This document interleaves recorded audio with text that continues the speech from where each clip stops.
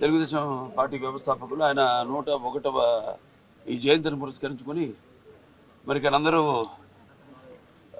కుటుంబ సభ్యులైతేనేమి పార్టీ కార్యకర్తలు అందరూ కూడా ఆయనకి ఘన నివాళులు అర్పించడానికి ఎన్టీఆర్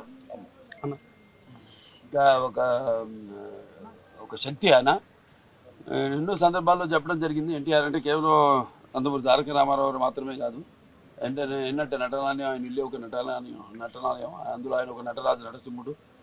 టీ అంటే తారామండలంలో తారక ధ్రువ తారకుడు, ఆర్ అంటే రాజర్షి రారాజు రాజకీయ దురంధర యుగంధరుడు, రమణీయ రమ్య కమనీయ సౌమ్య గుణధాముడు అని.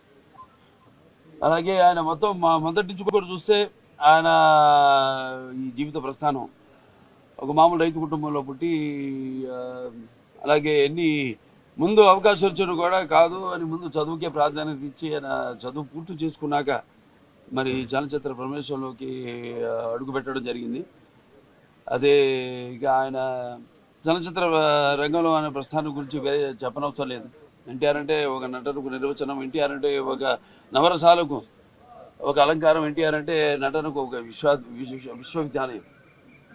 తర్వాత ఆయన ఈ రాజకీయ రంగ చలనచిత్ర పరిశ్రమలో మకుటలేని మహారాజుగా ఉన్నప్పుడే ఆయన ఈ చలనచిత్ర పరిశ్రమ నుంచి నిష్క్రమించి రాజకీయ రంగ ప్రస్థానం చేయడం జరిగింది.